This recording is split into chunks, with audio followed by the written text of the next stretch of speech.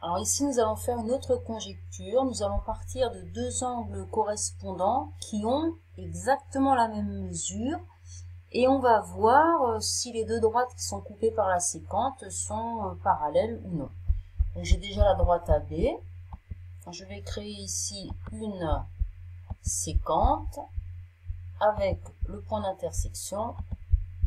Ici, le point d'intersection. On va changer un petit peu les positions.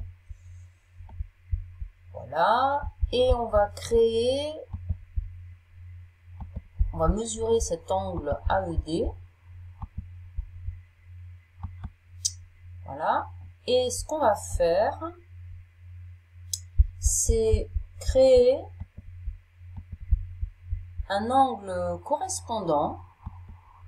L'angle correspondant à cet angle alpha de 50,44, de telle sorte qu'il ait exactement la mesure 50,44. Alors, comment on va procéder? On va pas choisir l'icône mesure d'angle, mais on va choisir l'icône angle de mesure donnée. Et donc, je vais cliquer sur DE, et là, on me demande sens anti-horaire, c'est-à-dire dans le sens contraire des aiguilles d'une montre, ou sens horaire. Et vu la façon dont il devra être placé, cet angle sera dans le sens horaire, sens des aiguilles d'une montre. Ok, alors là, l'angle que je veux créer est affiché à 45 degrés, je ne veux pas ça. Et je veux en revanche qu'il mesure alpha, la même mesure que l'angle alpha qui était créé initialement. Alors, regardez, on vient effectivement de créer un angle de 50,44 degrés, qui est exactement la mesure que l'angle alpha. Je vais créer la droite, DF, et mes deux angles sont bien en position d'angle correspondant, et ils ont la même mesure. Je vais interroger le logiciel sur ces deux droites.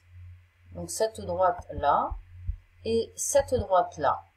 Et le logiciel me dit que les droites sont parallèles.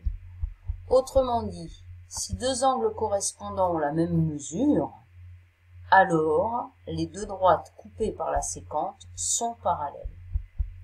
On va compléter le travail par une petite animation. Donc là, l'angle change de mesure. Et comme bêta, je l'ai créé de telle sorte qu'il soit égal à alpha, les deux mesures changent absolument en même temps. Et mes deux droites restent évidemment parallèles.